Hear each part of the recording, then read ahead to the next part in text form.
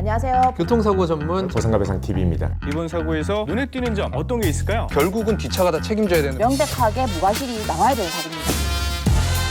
안녕하세요. 매일 새로운 정보를 드리는 채널 보상가배상TV입니다. 자, 오늘은 이 후유장애 보험금 여기에 대해서 한번 설명을 해볼 건데요. 제가 오늘은 이 사례를 들어서 한번 설명을 해보겠습니다. 저희한테 의뢰한 사건인데요. 보험사는 주치의랑 이전에 치료했던 병원이랑 두 군데에서 후유장애 진단서를 발급을 받았습니다. 이분 같은 경우에는 뇌출혈로 인해서 현재 편마비가 온 상태고요. 현재 실제 상태가 혼자 침상에서 아직까지 못 나오는 상태예요. 그리고 왼쪽이 완전히 편마비가 있기 때문에 베드에 누운 상태에서도 몸을 일으키는 것조차도 혼자서는 힘든 상황입니다. 그래서 해당 주치의하고요, 치료했던 병원, 수술했던 병원 의사는 85%에 대한 장애 진단을 해줬는데요. 그러면은 80% 이상 고도 후유장애 보험금을 청구할 수가 있잖아요. 그래서 당연히 된다라고 생각하고 보험금을 청구를 했습니다. 근데 이분 같은 경우에는요, 예전에 저희한테 문의를 주셨던 분이에요. 그래서 제가 이거는 주치의한테 먼저 말해봐라. 아버님 상태는 충분히 80%가 나오는 상태다. 그래서 굳이 저희 도움 필요 없이 혼자서도 주치의한테 장애 진단을 받고 이렇게 청구를 하면 된다. 아마 보험사에서 지급을 할 거다. 설마 그거 지급 안 하겠냐? 라고 이렇게 설명을 드렸습니다. 그래서 한 달 뒤에 전화 왔어요. 근데 저희한테 하는 말이 뭐냐면 보험사에 청구를 했는데 보험사에서 자체 의료 자문을 해야 된다. 그래서 동의를 해줬답니다. 그래서 한 번 동의를 했는데 75%가 자문에서 나왔대요. 당연히 85% 장애 진단 끊었는데 75% 나오기 때문에 이 고도 유장애 보험금은 지급이 안 되잖아요. 그래서 보험사하고 이렇게 다투다가 그럼 의료 자문 한 번 더 해보자 라고 해서 보험사에서 한 번 더 한 겁니다. 근데 똑같이 75%가 나온 거예요. 근데 제가 생각했을 때는 이거는 75%가 나올 수가 없는 거거든요. 왜냐? 75%가 나오려면요, 혼자서 침상에서 힐스웨어까지 나올 정도가 돼야지 75%가 나오는데 이분은 그게 안 돼요. 근데 보험사 의료자문에서는 85%가 아닌 75%가 나왔다는 거죠. 그래서 돈을 못 주겠다라고 한 겁니다. 그래서 그분한테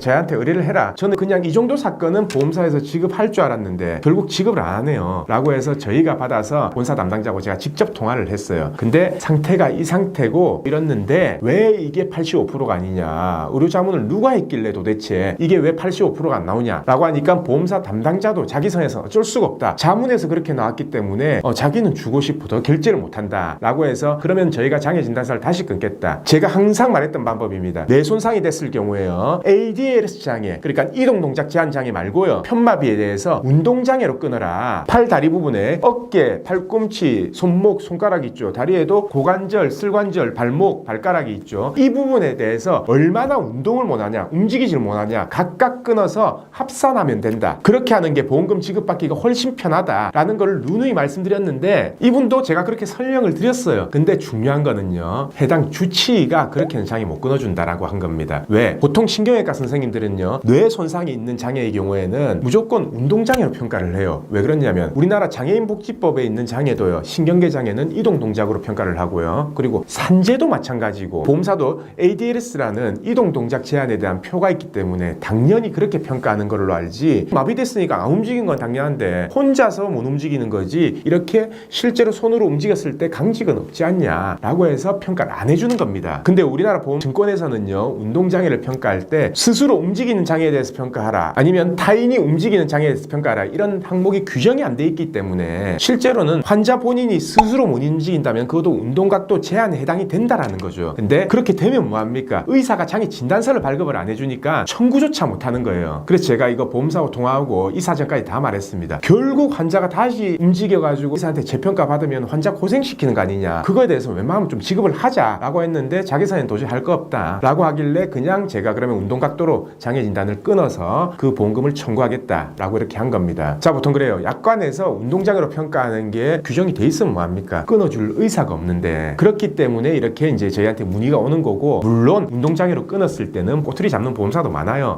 운동장애로 평가하면 안 된다. 그거를 아직도 모르는 보험사들이 있습니다. 그거를 저희가 최초 판결을 5년 전에 2심까지 가서 받아낸 거거든요. 근데 아직 모르는 보험사가 있어요. 그래서 저희 같은 경우에는 운동장애로 끊고 만약에 보험사가 모른다라고 하면은 우리가 판결 받았다 라고 해서 판결문까지 주고, 약관 펼쳐보세요, 약관에 이렇게 나와 있죠, 약관이 이렇게 규정되어 있기 때문에 판결이 이렇게 난 겁니다 라고 이렇게 설명까지 친절하게 해주면서 보험금을 지급받는데 그렇게 해주더라도 분명히 꼬투리 잡는 것 자체가 쉽지는 않겠구나라는 걸 이제 느꼈어요. 자, 그래도 이 영상 보시는 분들 중에 이 고도후유장애 어떻게 끊어야 되냐 아직까지 이해가 안 가신다라고 하면요 저희한테 연락을 주세요. 연락은요 그냥 보상과 배상 검색하시면 됩니다. 아니면은 제가 아래 이 삼각형 표시를 클릭하시면요 여기에 관련 링크라든지 전화번호는 다 넣어놨거든요. 그래서 그걸 통해서 저희한테 연락을 주시면은 언제든지 그 부분에 대해서는 제가 다 상담드리겠습니다. 자, 아시겠죠? 뇌손상으로 인한 편마비 이제는 어떻게 장애 끊어야 되는지 제가 설명드렸기 때문에 꼭 참고를 하시고 궁금한 점 언제든지 연락 바랍니다. 자, 그럼 오늘 방송은 여기까지 하고요. 내일도 새로운 주제를 가지고 오겠습니다. 오늘 방송 끝까지 봐주신 구독자분들 감사드립니다. 저희 보상과 배상 로펌은요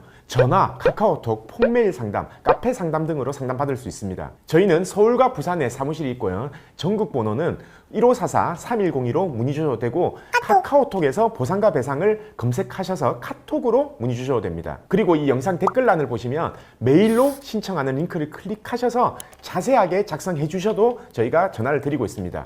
단 이게 후유장애가 남지 않는 2-3주 진단 같은 경우에는요 유선 상담을 하지 않고 있는 점 양해 부탁드리겠습니다.